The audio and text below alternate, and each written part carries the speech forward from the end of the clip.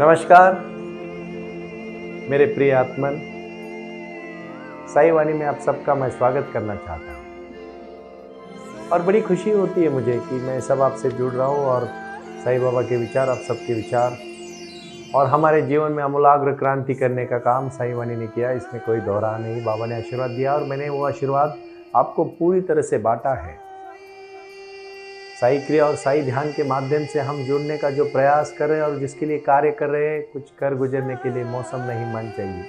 मैं बार बार ये पंक्ति क्यों कहता हूँ, जो साधन है वो तो जुड़ जाएंगे, लेकिन वो साधन को जुड़ने के लिए पहले अपने को मजबूत बनना पड़ेगा विचारों के साथ और कार्यों के साथ। बहुत अच्छी बात है कि जब हम किसी चीज से जुड़ते हैं ना तो जीवन में बदलाव लाते हैं, क्रांति लाते हैं, क्रांति। और वो क्रांति हमें अभी करनी है। बहुत सारे लोग हैं वही रोजमर्रा की जिंदगी में सुबह उठ रहे, काम पे जा रहे, शाम को घर आ रहे, कुछ मनोरंजन के लिए इधर उधर घूम रहे, फिर से सो रहे, फिर से सुबह उठ रहे। अब ये बच्चे हैं, कल बड़े हो रहे, बड़े के बाद उनकी शादियां हो रही, फिर उनके बच्चे हो रहे और यही जीवन कार्य में फंसते फंसते जा रहे हैं और दुखी हैं। जरूर अपना हर दिन का नित्य कार्य करो, लेकिन उसके पहले अपने जीवन में क्रांति लाओ। आप कहोगे सुनील जी, आप कह रहे हो बार बार क्रांति लाओ, क्रांति लाओ, मतलब क्या करो? अपने अंदर की शक्ति को जानो पूरी तरह से। जिस मनुष्य जन्म में आपका जन्म हुआ है उसको सार्थक करो। और यही आज का बहुत ही सटीक और महत्वपूर्ण निर्णय है कि आपको आपके जीवन में पूरी तरह से बदलाव लाना है, क्रांति करनी है अपने जीवन की। और कौन सी क्रांति पता है?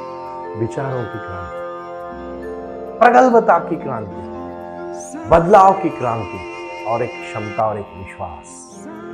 मैं फिर से कहना चाहूंगा, याद रखना मेरे शब्द, कभी मत भूलना। एक बार एक लकड़हारा लकड़ियां तोड़ने का काम करता था और अपने पूरे परिवार का दिन भर लकड़ियां तोड़ता, शाम को बेचता, कुछ पैसे लाता और परिवार को संभालता। बहुत सालों से वो कर रहा था। उसके ग्रैंडफादर, उसके दादाजी, उनके पिताजी और वो भी वो करता था।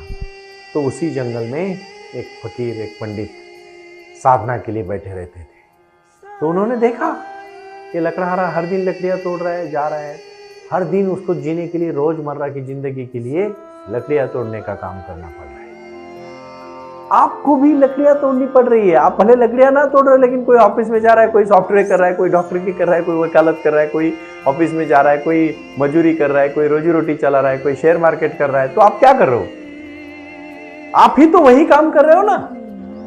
फिर वो एक दिन वो पंडित जी उसको बुलाते हैं और बहुत शांति से कहते हैं, देख बेटा, तू चिंता ना कर। वो हर दिन लकड़ियां तोड़ता है और वहां तक ही तू जाता है जंगल के, थोड़ा आगे जाना। और आगे जाने के बाद चंदन के पेड़ है। वो चंदन के पेड़ की बहुत कीमत मिलती है। तो फिर वो उस गुरु को कहता है, आप मुझे बता रहे हो?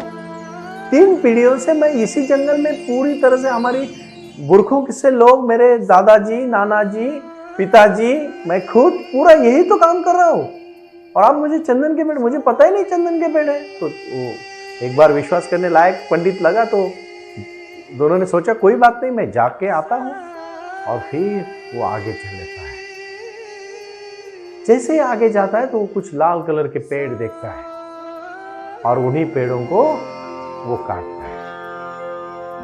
चंदन के पेड़ होते हैं। चंदन के पेड़ के बहुत अच्छे पैसे मिलते हैं। मैं विश्वास देना चाहता हूं आपको, कुछ लोग अच्छा कार्य करने जाते हैं और जैसे अच्छा कार्य करने जाते हैं तो उनको और अच्छे पैसे मिलते हैं। उसी प्रकार वो चंदन के पेड़ तोड़ता है, फिर बेच देता है, फिर 7-8 दिन के पैसे उसको मिल जाते हैं, फिर 7-8 दिन आराम करता है।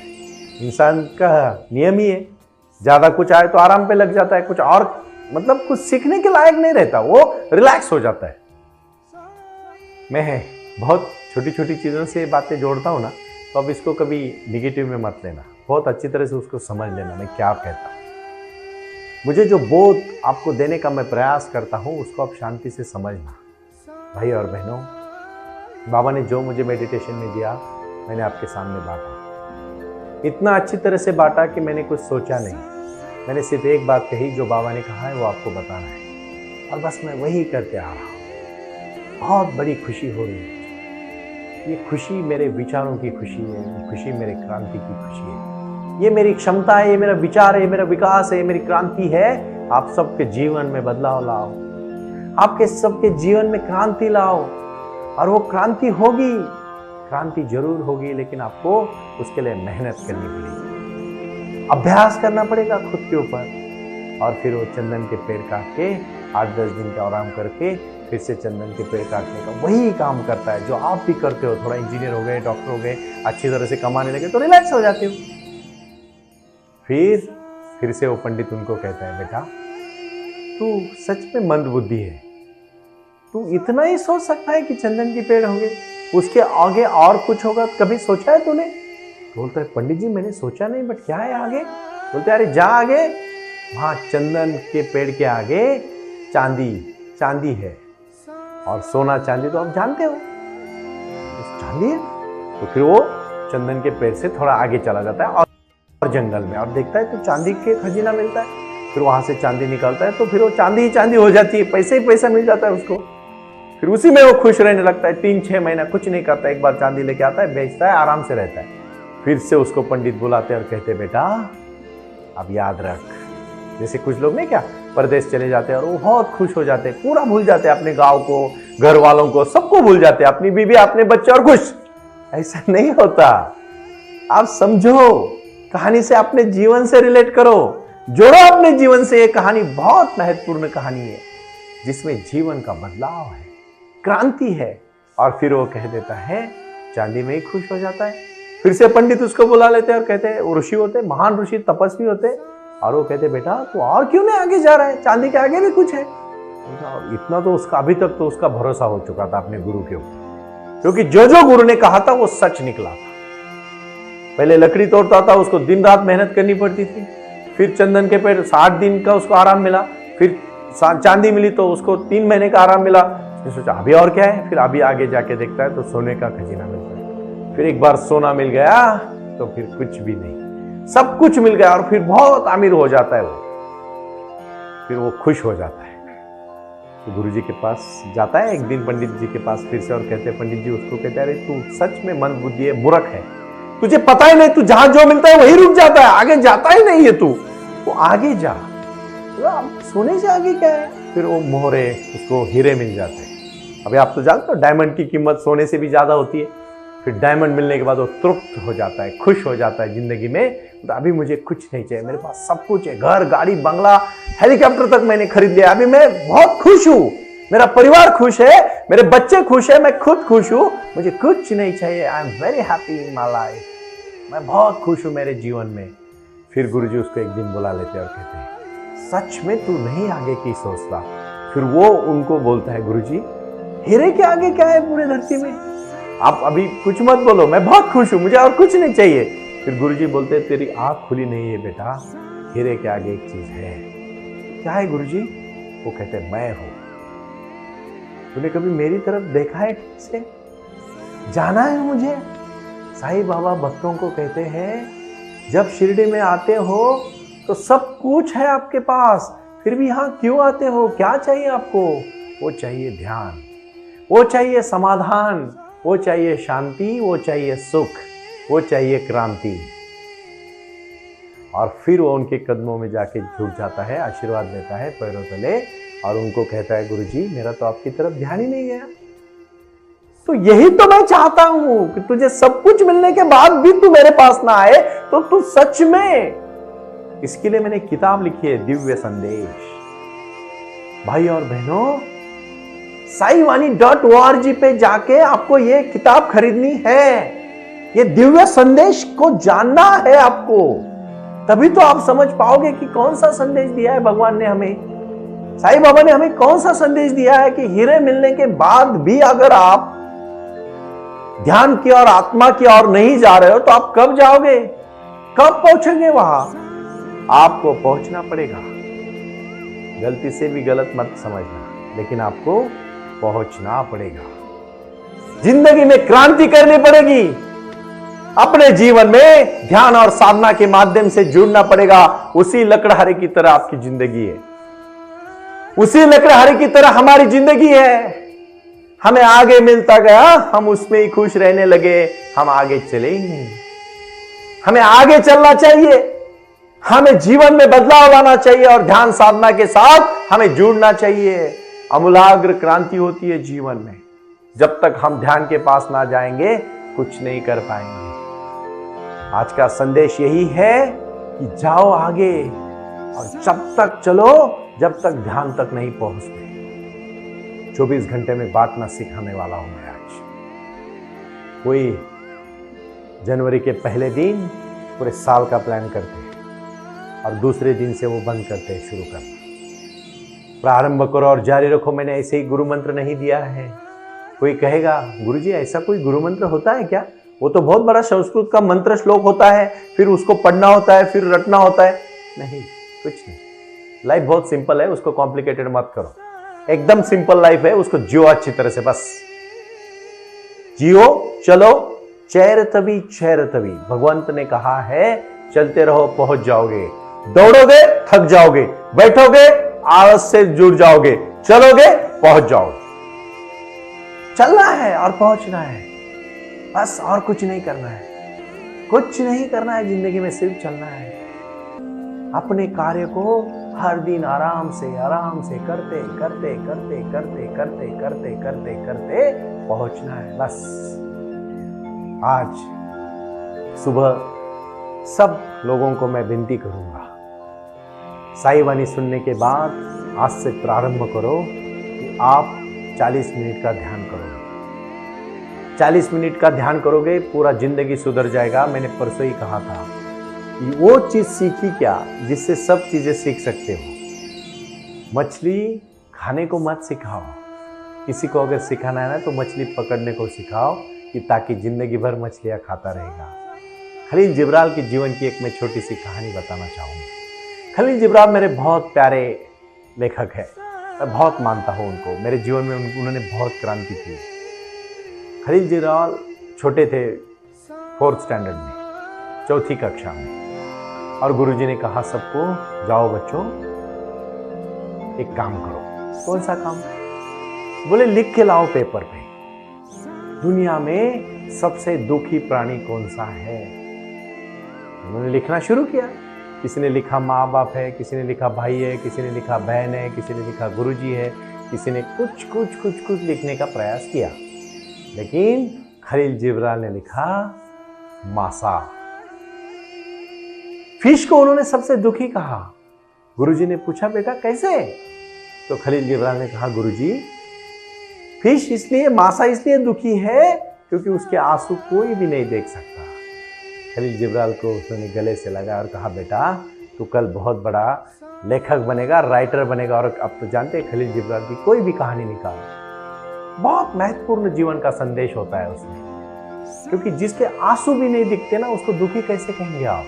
कभी किसी ने देखा है मासा रोता हुआ, मछली को रोता हुआ किसी ने देखा है? नहीं देखा ना। फिश को कभी रोता हुआ देखा है? मतलब खलील जिब्राल जब 4th कक्षा में था, मतलब 6 और 4 9 साल का था, तब उसने ये सोचा था भाई और बहनों इतने बड़े विचार होने चाहिए, इतना बड़ा लक्ष्य होना चाहिए, जहां पहुंचना है वहां की हिम्मत स्ट्रांग होनी चाहिए, तभी तो पहुंच पाओगे। लक्ष्य बहुत बड़ा रखो। मेडिटेशन और ध्यान को असली इंसान बुक्स में मैंने लिखा है। असली इंसान हमारे बुक्स आप अभी स्क्रीन पे भी देख सकते हो।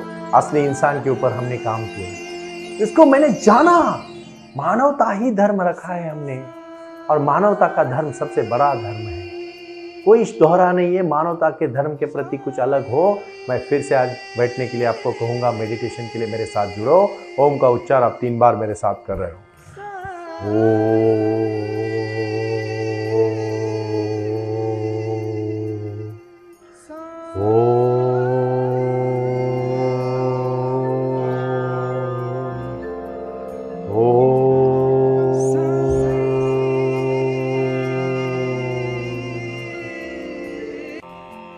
साई ध्यान में आज मैं रात्रि का ध्यान आपको सिखा रहा हूँ। शाम को खाना खाने के बाद आपको 20 मिनट चलना है।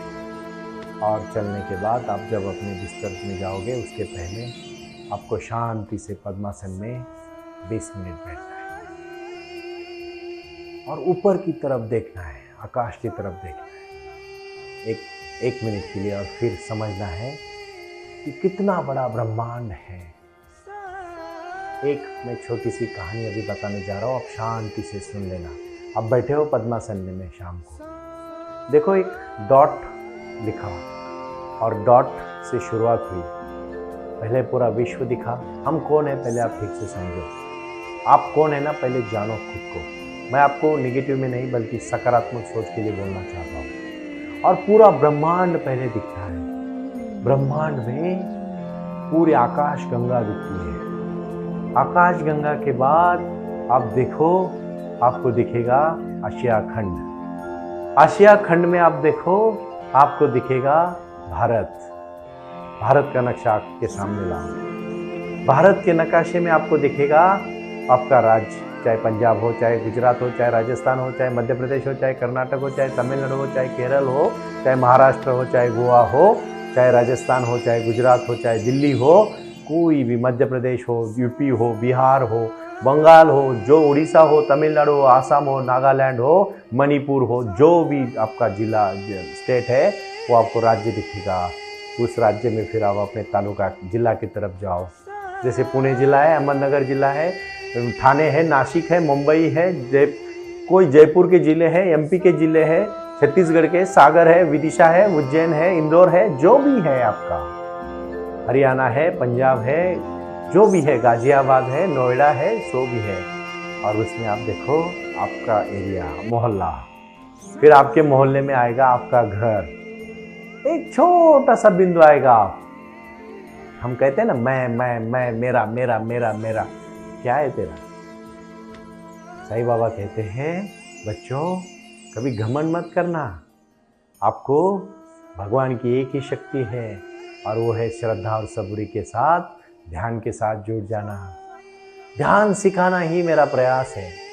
और ध्यान में अब ये संध्या का मेडिटेशन आप कर रहे हो, इसके लिए मैंने मेडिटेशन के ऊपर कुछ किताबें लिखी है। अंतराग्नि, अंतराग्नि में मैंने बताया है कि अंतर का अग्नि जब तक जलाओगे तब तक प्रकाश दिखेगा। जितने अपना दिया जलाया अपा दीप भव, जो अपना दिया जलाएगा दूसरे के दिए की जरूरत ना पड़ेगी। और आज के शाम के मेडिटेशन में मैं आपको अंदर का दिया जलाना के लिए कहने जा रहा हूँ। एक छोटी सी कहानी है कि जो डॉट रखोगे, गहरी ध्यान विधि, ये मेरी किताब आप मंगवा के जरूर इस किताब को पढ़ लेना। ये बहुत सारी किताबें हैं, एक दिन में तो सब नहीं बता सकता, लेकिन एक दिन जरूर आप मुझे सुनते सुनते सब सीख जाओगे। जो मैंने बाबा ने मुझे दिया वो मैंने आप सब में बांटा, इसी से जिंदगी बनेगी। मैं आखिरी में फिर से कहना चाहता हूँ, वो आए और आकर चले गए, मौन रहे और कुछ कह गए। जो था बिन बाटे ही बढ़ गया, जल उठे दिए और अंधेरा झट गया, जल उठे दिए और अंधेरा झट गया। आपकी जिंदगी का दिया जले, यही मेरी विनती है। प्रणाम।